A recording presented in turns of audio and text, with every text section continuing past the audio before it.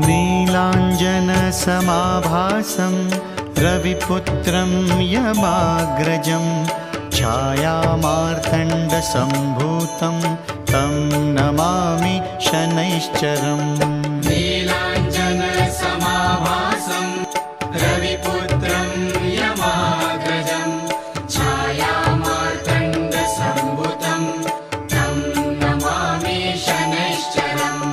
नीलाञ्जनसमाभासं रविपुत्रं यमाग्रजं छायामार्तण्डसम्भूतं तं नमामि शनैश्चरम्।